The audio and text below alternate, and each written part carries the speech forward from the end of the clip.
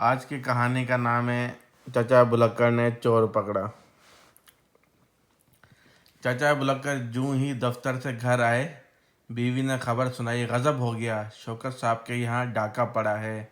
दिन दहाड़े डाका पड़ा है का मतलब है कि चोरी हो गई है। दिन दहाड़े मतलब कि दिन में, रोशनी में, ठीक है, रात के अंधेरे में नहीं बल्कि दिन दहाड़े। हैरत है, शौकत साहब तो बहुत मोटे हैं, डाकुओं की हिम्मत कैसे हुई इनके घर घुसने की? क्या कुछ ले गए? चचा बुलक्कड़ ने पूछा। आप भी कमाल करते हैं, मोटापे से डाके का क्या ताल्लुक? 5 आदमी थे, हथियार बंद मतलब कि हथियार समेत उनके पास वेपन्स थे, ठीक है। पिस्तौल दिखाकर घर का सब सामान ले गए। बेचारी बेगम शौकत तो बाकायदा रो रही थी। अच्छा भाई, अब तुम तो बाकायदा मत रो, मैं बहुत थका हुआ हूँ। ऐसा करो, जल्दी से चाय दे दो, ठीक है, समझा? जी। कि उसके घर वो हो गई थी चोरी, ठीक है। चाय तैयार है, आप हाथ मुंह धो लें। हुमेरा ये के बावर्ची खाने में चली गई। चचा को चाय दे के वो नज़दीक ही बैठ गई। उसने कहा, मुझे तो डर लग रहा है। अरे भाई, किस बात का डर? चचा बुलक्कड़ चाय का घूंट भर के बोले। मोहल्ले में कई घरों में चोरी हो चुकी है। आपने 5 लाख रुपए के इनाम का खूब चर्चा किया है। चर्चा मतलब कि आपने हर जगह मशहूर कर दिया है कि भाई 5 लाख रुपए जीते हैं, ठीक है। चर्चा किया मतलब पब्लिसिटी की है। कहीं ऐसा ना हो कि हुमेरा कहते कहते रुक गई। अरे वाह, मैंने तो किसी से कुछ नहीं कहा, बस मोहल्ले वालों और रिश्तेदारों को बताया है। ऑफिस वालों को भी मालूम हो गया है और बस। तो फिर बचा कौन? कि अखबार में इश्तिहार देने का इरादा था। मैं तो चाहती हूँ कि मोहल्ले में किसी को खबर ना होती, मगर खैर ये सब फजूल बातें हैं। जब चोर आएगा तो देखा जाएगा। चचा बुलक्कड़ बोले। आय हाय, खुदा ना करे कि हमारे घर चोर आए। हुमेरा ने घबरा के कहा। अच्छा, अब इस जिक्र को ख़त्म करो, मेरे सर में दर्द हो रहा है। ये कह के चचा बुलक्कड़ पलंग पे आड़े तिरछे लेट गए। आड़े तिरछे मतलब कि जैसे उल्टे सीधे, जैसे ना डायगनली सो गया और आंखें बंद कर ली। आबिद और शायद बाहर खेल रहे थे। दोनों भागे भागे आए। अब्बू अब्बू, मोटे साहब के घर चोर आए थे, आबिद ने कहा। मोटी चची रो रही थी, शाहिद ने कहा। चाचा बुलक्कड़ गुस्सा आ गया, डांट कर बच्चों को भगा दिया। बच्चे रोने लगे। हुमेरा ने बच्चों को चुप कराया और उन्हें दूसरी तरफ ले गई। थोड़ी देर बाद चचा के खराटे कमरे में गूंजने लगे। हुमेरा ने बेबसी से शोर की तरफ देखा। कितने आराम से सो रहे हैं, इन्हें तो कुछ फिक्र ही नहीं। बस अल्लाह ही से दुआ है कि वो हमें अपने अमान में रखे। अमान में रखे मतलब कि सेफ्टी में, अल्लाह में सेफ्टी में रखे अपनी। दिन पे दिन गुजर रहे थे। रोज़ाना अखबार लूट मार की खबरों से भरा होता था। लूट मार मतलब कि चोरी, किसी से पैसे छीन लिए, किसी से कुछ, डाका। चाचा तो बेफिक्र थे, मगर हुमेरा को इन दिनों ठीक तरह से नींद ना आती थी। ज़रा सा खटका होता तो वो जाग जाती और दिल में दुआ करने लगती। हुमेरा का अंदेशा कुछ गलत ना था। अंदेशा मतलब कि जो उसको शक था या जो उसके वो खबर आ रही थी उसको, वो गलत ना था, मतलब कुछ होने वाला था वाकई में। एक दिन आधी रात के वक्त उसके घर में एक शख्स बाहर से कूदकर अंदर आ गया। उसकी आंख खुल गई। वो जल्दी से उठी और पूरी कुव्वत से चलाना शुरू कर दिया। चोर चोर चोर। मोहल्ले के घर नज़दीक नज़दीक थे, मतलब करीब करीब में थे। चारों तरफ से आवाज़ आने लगी, चोर चोर चोर। जो चोर अंदर कूदा था वो घबरा कर बाहर भागा। दूसरा बाहर खड़ा था, वो भी सबको जागता देखकर भाग गया। चाचा बुलक्कड़ ने आओ ताव न देखा, नंगे पैर चोरों के पीछे भागे। हुमेरा मना करते रह गए, मगर वो किसी की कहाँ सुनने वाले थे। चोरों के पीछे भागे जा रहे थे। इत्तफाक ऐसा हुआ कि किसी ने पुलिस को फ़ोन कर दिया। चूंकि पुलिस चौकी बिल्कुल नज़दीक थी, इस वजह से 2 मिनट में पुलिस आ गई। अब पुलिस वाले भी चोरों के पीछे भाग रहे थे। एक चोर तो भाग गया, लेकिन दूसरा चोर पुलिस वालों की हत्या चढ़ गया। और ये दूसरा चोर चाचा बुलक्कड़ थे। देख रहे हैं पिक्चर में कि पुलिस वालों ने चाचा बुलक्कड़ को पकड़ लिया, क्योंकि वो जो भाग रहा था ना, वही नंगे पैर और कपड़े भी सही से नहीं पहने हुए थे। वही जो रात को उसने पहने हुए थे, वही तस्वीर में देख रहे हैं ना रहे। ये दूसरा चोर चाचा बुलक्कड़ थे। एक पुलिस वाले ने एक हाथ कस के चाचा की गुद्दी पे मारा। गुद्दी मतलब रहे, ये जो दिख रहा है गर्दन में इसका हाथ है जी। तस्वीर में, तो ये गुद्दी कहलाता है, ठीक है। मतलब ये नेक जो होती है, गुद्दी पे लगा। बोला, भाग के कहाँ जाएगा, चल थाने चल, वहाँ तेरी खातिर करेंगे। चचा बुलक करके गुस्से की इंतहा न रही, तन फन होकर बोले, मैं चाचा हूँ, सारे मोहल्ले का, चोर नहीं हूँ। अच्छा, हमें तड़ी देता है। तड़ी देना मतलब कह रहा है कि हमें जैसे आंखें दिखाता है या धमकी देता है, हमें तड़ी देता है, अभी बताता हूँ। दूसरे पुलिस वाले ने कहा और चचा की पीठ पे एक डंडा रसीद कर दिया, मतलब एक डंडा मार दिया उसकी पीठ पे, कमर पे। मैं तुम सबको बंद करा दूंगा, समझा क्या है तुमने मुझे? मेरे रिश्ते का एक भाई डीएसपी है, अभी फ़ोन करवाता हूँ। चचा पीठ चला कर बोले, मतलब पीठ में वो डंडा लगा था ना, चला रहे थे। हुलिया तो देखो डीएसपी के भाई का, ना बदन पे कुर्ता ना पाँव में जूता। ही पुलिस वाले हंसने लगे। कुर्ता मतलब रहा ना जैसे कमीज होती है ना, चलो उसमें वो मैं कहता हूँ मुझे छोड़ दो वरना बहुत पछताओगे। चचा बुलक कर बोले, पहले तलाशी लो इसकी, एक सिपाही ने कहा। किस जगह तलाशी लूँ, बदन पे तो कुछ है ही नहीं। दूसरा सिपाही बोला, अभी सब क्या लगाने लगे। तुम लोगों ने चोर को भगा दिया, तुम उनसे मिले हो, मैं सब जानता हूँ, छोड़ूंगा नहीं तुमको। चचा बुलक कर चीख कर बोले। अभी पुलिस वाले कुछ कहने ही वाले थे कि मोहल्ले के लोग आ गए। चचा बुलक कर के एक पड़ोसी ने पुलिस वालों से कहा, अरे ये आप लोगों ने क्या किया? ये तो चचा हैं, उन्हीं के घर तो चोर घुसे थे। अच्छा भाई, होंगे चचा, शक्ल से तो चोर ही लग रहे थे, एक पुलिस वाले ने बदतमीजी से कहा। चाचा ने उस पुलिस वाले की एक हाथ रसीद कर दिया, मतलब उसे एक जो है ना वो हाथ मारा था, थप्पड़ मारा। मुमकिन था कि झगड़ा बढ़ जाता कि मोहल्ले वालों ने केस सुनकर मामला रफा दफा करवा दिया। यूं चचा बुलक कर पिट पटाकर घर वापस आए। हुमेरा ने कहा, आपको चोरों के पीछे जाने की क्या ज़रूरत थी? अगर वो गोली मार देते तो तुम खामोश रहो जी, हर वक्त बोलती रहती हो। चचा बुलक्कर ने पुलिस वालों का गुस्सा बीवी पे निकाला और फिर लंबी तान कर सो गए। हुमेरा पूरी रात जागती रही। लंबी तान कर सो गया मतलब कि बस एकदम से सो गया, गहरी नींद। दूसरे रोज छुट्टी थी। चचा दही लेने दुकान पे गए तो वहाँ गुज़िश्ता रोज चोर चाचा के घर चोरों की आने की बातें हो रही थी।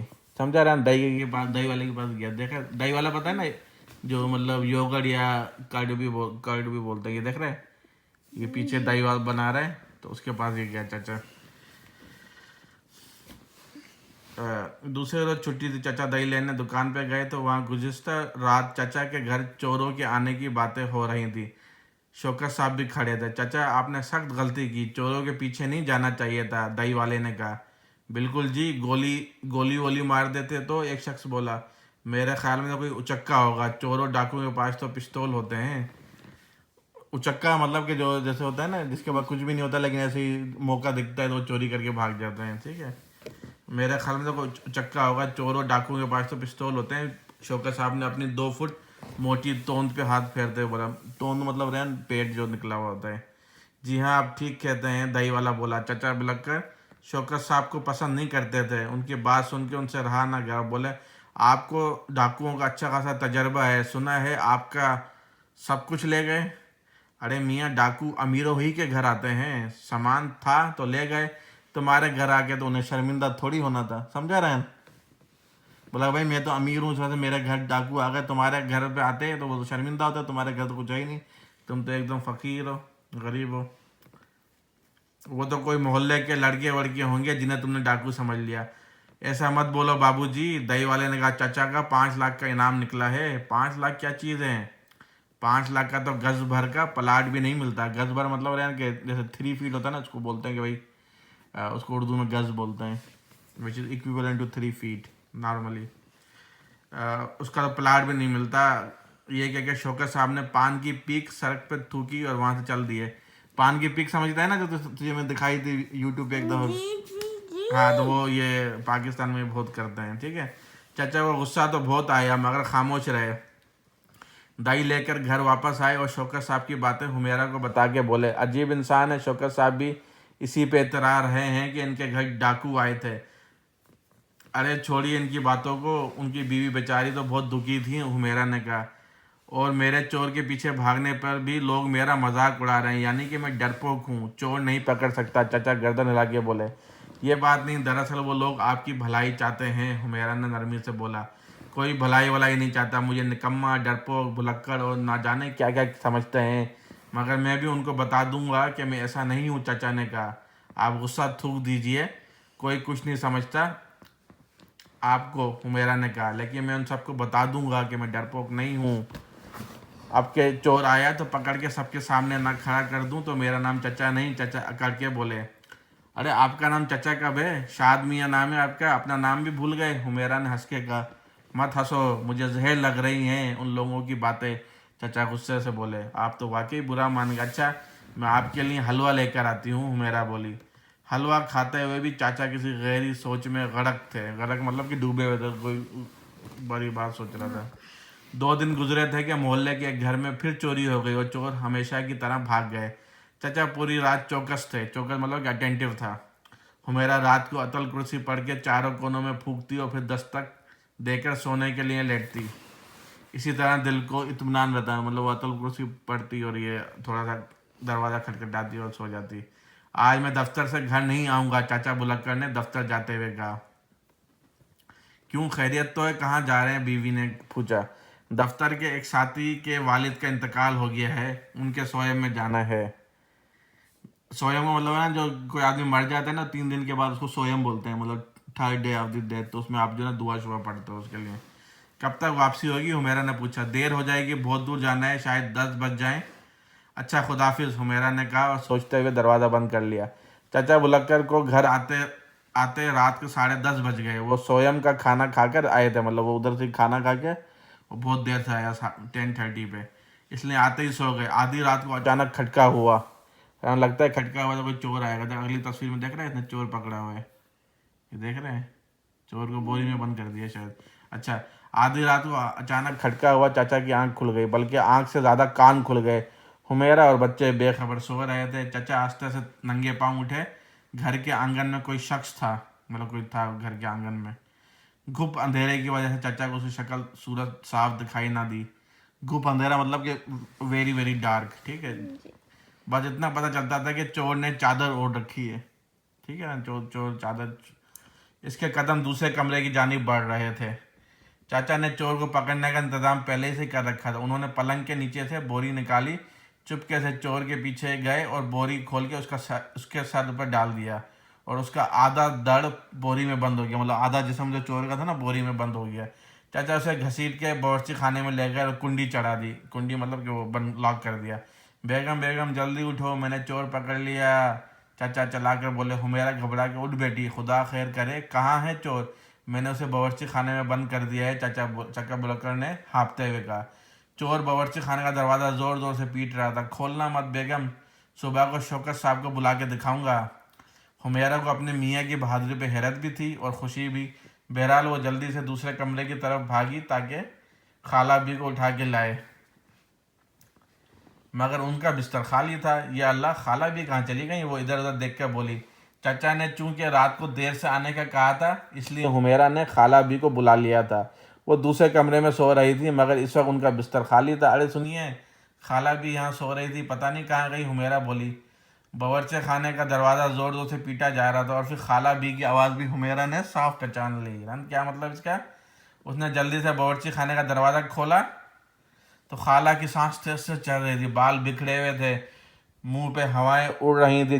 जब उसके हवास कुछ ठीक हुए तो बोली, अरे शाद मियाँ, खूब पकड़ा चोर तुमने। शुक्र है कि तुमने सिर्फ मुझे बोरी में बंद किया और चोर को सर पे डंडा नहीं मारा, नहीं तो मैं तो मर ही जाती। चाचा बुलक्कड़ होनकों की तरह कभी खाला को देखते और कभी हुमेरा को। सट पटा कर बोले, जब मैंने आपको बोरी में बंद किया तो आप बोली क्यों नहीं कि आप चोर नहीं हैं? बोलती क्या खाक? खाला ने कहा, मेरे तो औसान खता हो गए थे, मतलब मैं तो घबरा गई थी। समझ में नहीं आ रहा था कि क्या हो गया अंधेरे में एकदम, ये क्या कोई मौत का फरिश्ता आ गया? ला हौल वला कुव्वत। चाचा खफा हो गए, बोले, अब मैं शौकत साहब को क्या दिखाऊंगा कि चोर किधर, मैंने पकड़ा ही नहीं। हुमेरा बड़ी मुश्किल से हंसी रोक रही थी। चाचा बुलक्कड़ की इस बात पर बेख्तियार हंस पड़ी। खाला भी मुस्कुराने लगी। चाचा बुलक्कड़ सर खुजाते हुए कमरे में चले गए और कहानी ख़त्म।